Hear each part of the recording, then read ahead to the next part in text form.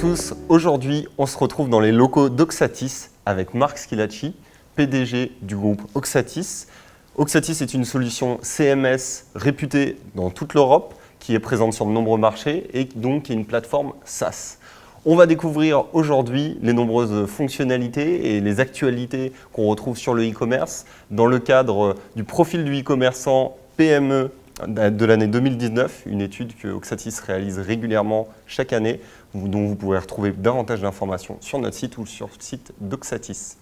Bonjour Marc. Bonjour. Comment vas-tu ? Superbe. Un plaisir de t'avoir, un plaisir de parler e-commerce. Aujourd'hui, on va parler e-commerce. Quelles sont les évolutions du marché? Quels sont les chiffres clés des acteurs? Récemment, Oxatis, donc je le rappelle pour ceux qui ne connaissent pas la solution, qui est l'une des top solutions CMS e-commerce en Europe, qui est une solution SaaS, qui est très populaire donc, sur le marché et donc qui a de nombreux clients. On a notamment rendu visite avec Patogas. Vous pourrez retrouver la vidéo également sur e-commerce nation. Et donc, de nombreuses références. Vous avez une vision aujourd'hui transversale du marché e-commerce, aussi bien sur des petits acteurs que sur des gros acteurs. Et donc, chaque année, vous publiez une étude qui va permettre de mettre en valeur les chiffres clés de ces acteurs-là, et plus particulièrement des PME. Aujourd'hui, on constate de nombreuses tendances par rapport aux PME, des thématiques qui sont davantage sur l'international, sur le B2B. Aujourd'hui, est-il possible d'être rentable quand on est une PME avec un site e-commerce ? Alors c'est en effet une des grandes nouveautés cette année. On étudie notre population d'e-commerçants maintenant depuis 12 ans. Et donc, ce qui est aussi très important, c'est de voir l'évolution de ces tendances. Et cette année, il y a vraiment eu un bond, puisque 83% des entreprises que nous avons sondées sont rentables. D'accord. En tant que site e-commerce, le site e-commerce de 83% des entreprises qu'on a sondées est rentable. De mémoire, 53% dégagent du profit et 30% est à l'équilibre. Et c'est une grande croissance par rapport à l'année dernière de plusieurs dizaines de points. Et elle est liée probablement au fait que, il y a une demande extrêmement importante des acheteurs, de plus en plus importante, ça ne se démord pas. Et deuxième point, les e-commerçants sont de plus en plus compétents, donc ils choisissent des solutions pour se faire connaître, pour organiser leur site de plus en plus performantes, et donc ils sont rentables. D'accord. Donc un marché qui est porteur, une maturité des consommateurs. Je l'ai évoqué sur cet aspect de B2B. Est-ce que c'est aussi une tendance qui se souligne chez les PME ? Alors, c'est une deuxième tendance qui se souligne et c'est une tendance qui va se marquer. Et c'est toujours important de regarder le marché leader en Europe. Le marché leader, c'est l'Angleterre. L'Angleterre, pour se donner une ordre de grandeur, 18% du commerce de détail en fait en ligne, 9% seulement en France et en Allemagne. Ça donne donc des perspectives considérables pour la France. Et en Angleterre, le B2B est 4 fois plus important que le B2B français. Donc, le B2B en France va se développer de façon considérable. Ce qu'attendent les clients des marchands B2B est assez différent de ce qu'attendent le consommateur B2C. Le consommateur B2C va chercher un choix, il va chercher un prix. Le consommateur B2B va d'abord chercher un service. Pouvoir commander des pièces détachées, des compléments à n'importe quel moment du jour, de la nuit, du week-end, parce que c'est souvent des artisans ou des entreprises où il faut aller vite. De son côté, le commerçant, lui, il va chercher la productivité, faire en sorte que des tâches où il n'y a pas beaucoup de valeur ajoutée, prendre une commande par téléphone, entrer dans la machine une commande qui est reçue par mail, soit éliminée par le système. Ça, c'est leurs premiers objectifs. Et rarement, ils nous parlent d'acquisition client, mais ils s'aperçoivent qu'au bout de quelques semaines, par la qualité du site, par la qualité du contenu qu'ils vont mettre eux-mêmes dans le site, tout d'un coup, ils ont des clients qu'ils ne connaissaient pas, donc de l'acquisition de clients. Et tout d'un coup, l'acquisition client dans le B2B devient pour eux quelque chose d'extrêmement important. Donc le B2B, ça sera quelque chose qui marchera de plus en plus. T'en parlais donc de cette animation commerciale. Aujourd'hui, on se rend compte que le marché des CMS, ce n'est pas seulement une solution technologique, mais une solution qui doit permettre d'animer des ventes, de faire de l'acquisition. Aujourd'hui, tu penses également qu'il y a une maturité peut-être des solutions pour les clients ? Alors, ce qui est extrêmement important, c'est que les clients aient une facilité d'utiliser tous ces outils. Beaucoup de ces outils sont disponibles depuis extrêmement longtemps. Faire du emailing segmenté, envoyer du SMS marketing, Je veux dire, on n'a rien inventé dans les dernières années, ça fait 10-15 ans que ça se fait. Mais ce qui est important, c'est de donner l'accès simple à ces outils à des gens qui vont s'en servir une fois tous les 15 jours, une fois par semaine, et pas beaucoup plus, et qui ne vont pas être des spécialistes. Et donc notre métier, c'est de faire en sorte que nos clients puissent, dans un premier temps, utiliser de façon très simple ce type d'outils. Et je sais par exemple que vous avez interrogé aussi notre client Patogas. Eux, ils ont un besoin de faire ça tous les jours, dans par exemple le mail marketing, et bien ils vont utiliser en complément des outils plus sophistiqués. Ils vont commencer avec simple, ils vont voir que ça marche, ils vont atteindre déjà un niveau de maturation, et puis quand il faudra aller encore plus loin, et bien la plateforme elle est ouverte, ils iront plus loin. Donc ça c'est extrêmement important de suivre cette tendance. Dans cette logique-là, un site comme Patogas, c'est aussi des points de vente qui sont physiques. On parle davantage de cette logique omnicanal. Aujourd'hui, est-ce que c'est possible d'être omnicanal en étant une PME ? C'est possible et je dirais même c'est nécessaire. Un des enjeux d'une entreprise comme Patogas, c'est probablement de savoir comment ils vont gérer en même temps et en évolution des boutiques en propre, bien entendu un site marchand, des centaines de revendeurs en France et même en Europe, des gens qui sont à la fois des wholesalers pour eux, La Redoute, Sarenza, mais qui pourraient devenir demain des places de marché dans lesquelles ils vendraient eux-mêmes. Et donc vous voyez que la multicanalité pour une entreprise comme Patogas, qui n'est pas un géant, qui est une entreprise à taille humaine, c'est fondamental. Et le chiffre qu'ils font aujourd'hui par rapport aux chiffres qu'ils feront demain dans tous ces canaux va changer de façon considérable. Le Patogas dans 5 ans n'aura strictement rien à voir avec le Patogas d'aujourd'hui et encore moins avec celui d'il y a 5 ans. J'invite tous les spectateurs à retrouver plus d'informations sur l'étude sur votre site, cette étude du profil du e-commerçant. Là, ce que j'aimerais, c'est que tu nous donnes peut-être un peu de retour d'expérience. Aujourd'hui, vous accompagnez de nombreux e-commerçants. Est-ce que tu constates des schémas, des philosophies clés pour rendre son business rentable, PME ou pas forcément ?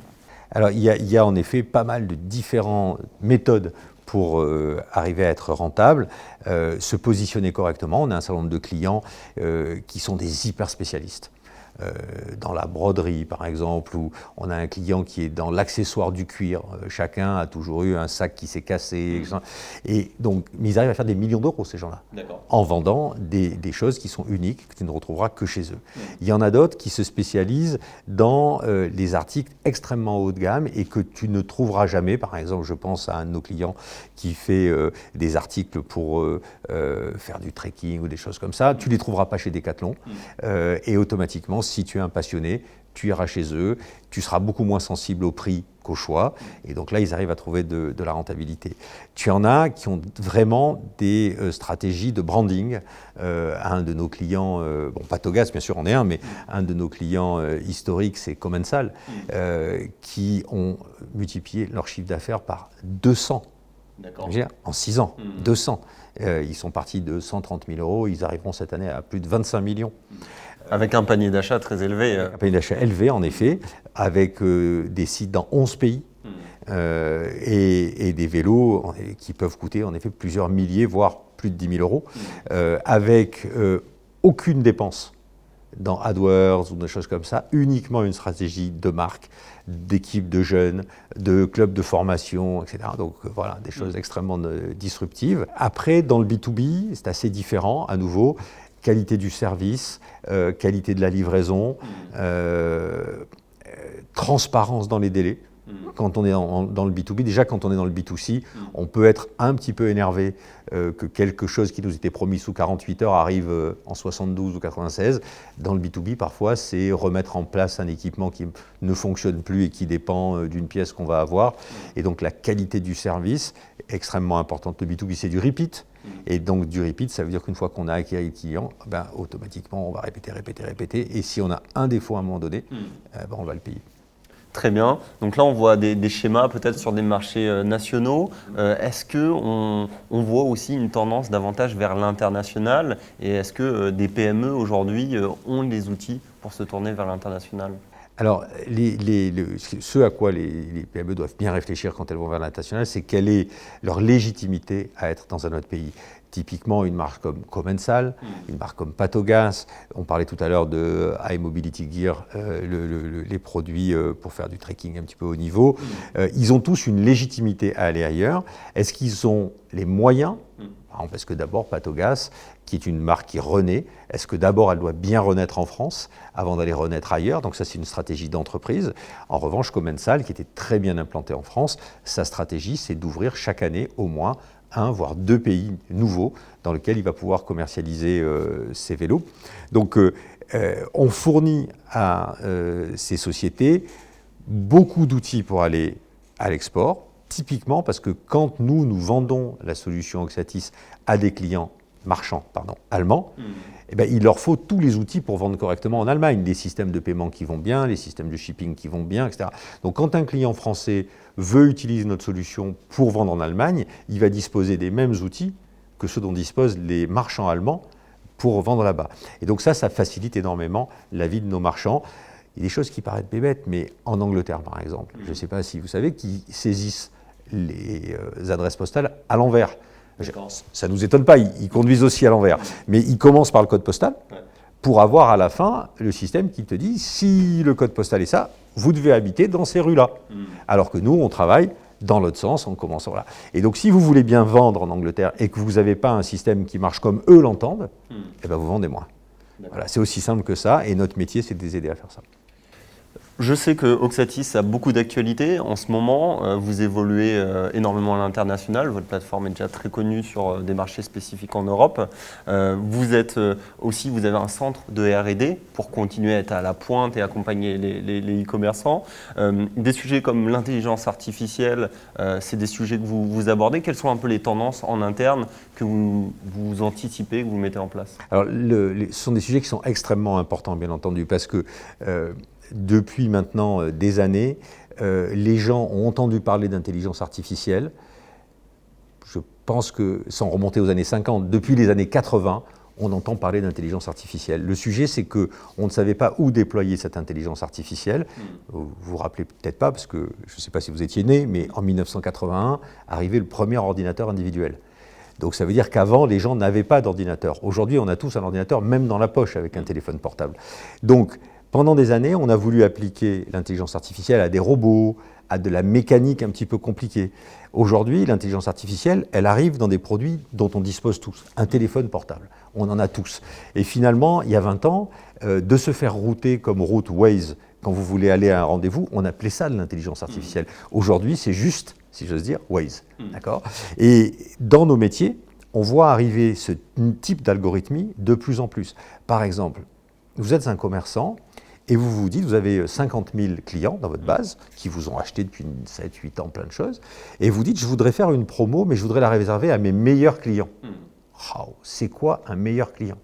En fait, il y a des méthodes pour ça, des algorithmes.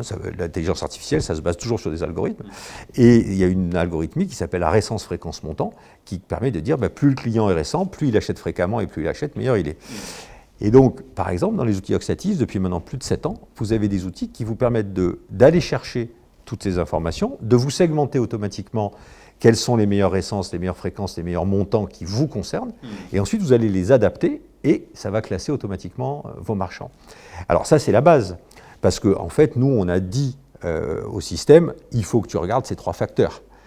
Le facteur suivant, c'est d'aller trouver des choses que nous, humains, codeurs, on ne dit pas au système. C'est ce qu'on appelle non plus le machine learning, ça c'est ce dont j'ai parlé, mais le deep learning. C'est-à-dire en gros, voilà 10 000 commandes, voilà quelques milliers de clients, monsieur l'intelligence artificielle, débrouille-toi pour me trouver des tendances et dis-moi que les mecs qui vont acheter des Patogas roses vont aussi acheter des Patogas pour leurs enfants.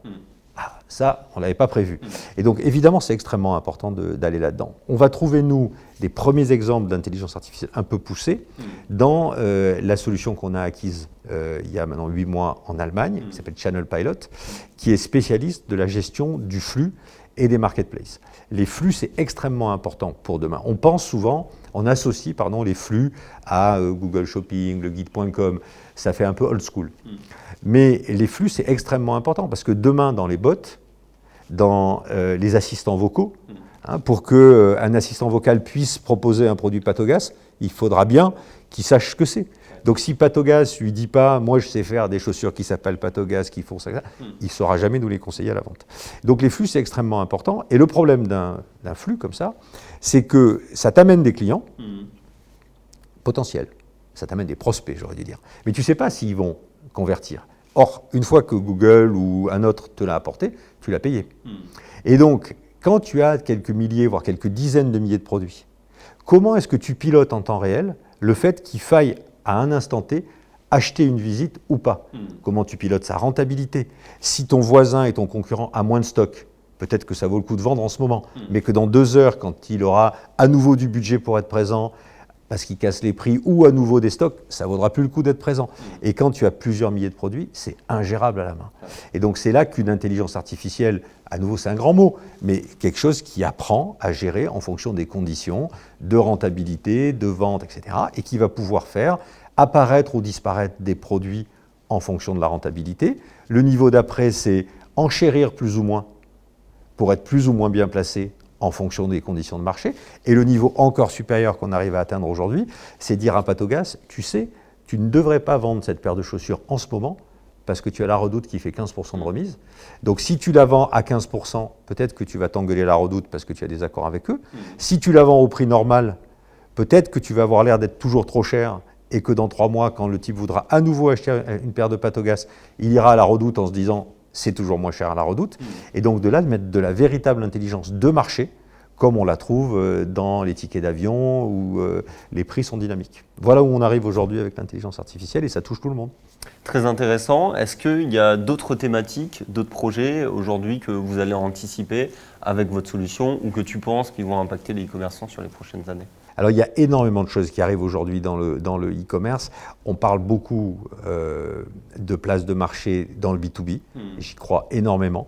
C'est-à-dire que on voit aujourd'hui par exemple un Amazon B2B qui est juste, si j'ose dire, un Amazon B2C qui donne plus de fonctionnalités pour l'entreprise et qui permet à l'entreprise de mieux gérer les achats faits par tout le monde. Mais il n'y a aucune gestion de tarification, il n'y a rien de sophistiqué.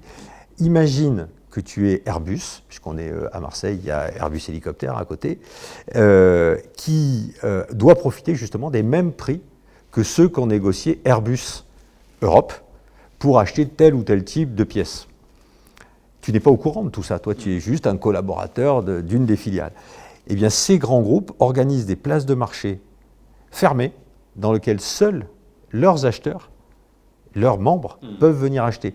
Et les fournisseurs de ces places de marché, qui sont donc nos clients, doivent pouvoir pousser vers ces places, non pas leur flux classique avec le prix que toi et moi on pourrait obtenir, mais le prix que Airbus a négocié directement avec eux. Donc ça, c'est un marché qu'on voit de plus en plus apparaître et qu'on adresse évidemment très bien, de par les fonctionnalités B2B dont on dispose. Et puis, il y a encore un autre niveau, puisque là, on a parlé de flux d'un e-commerçant qui allait vers plusieurs endroits, de ce qu'on appelle des one-to-many. Et maintenant, on voit arriver du many-to-one. C'est-à-dire qu'un marchand, on a ce cas chez Otto en Allemagne, qui est un très très gros faiseur en Allemagne, il a des dizaines de milliers de marchands qui vendent des produits sur, non pas sa marketplace, mais sur le site de Otto. Donc c'est Otto qui achète. Ces dizaines de milliers sont des fournisseurs. Et il faut automatiser les flux de ces gens qui sont totalement éphémères. Parce que ça peut être un fournisseur chinois qui va fournir tel type de produit pendant 48 heures et après il n'y en aura plus. Et donc on a many flux to one market. Et donc il y a beaucoup de choses qui... Et là il y a beaucoup d'intelligence artificielle. Comment tu les classifies, comment tu les organises, etc. Voilà. Très bien, je pense que c'était très complet comme interview. Merci. Je te remercie Marc en tout cas Moi aussi, du c'est toujours temps un plaisir. et de nous avoir accueillis dans tes locaux. J'invite les spectateurs à découvrir plus d'informations sur le site d'Oxatis pour découvrir toutes les fonctionnalités de la solution, mais aussi toutes les actualités, que ce soit en R&D et puis aussi en termes de développement sur le nouveau marché. Et puis je vous dis à très vite sur la nation du e-commerce pour de nouvelles explorations.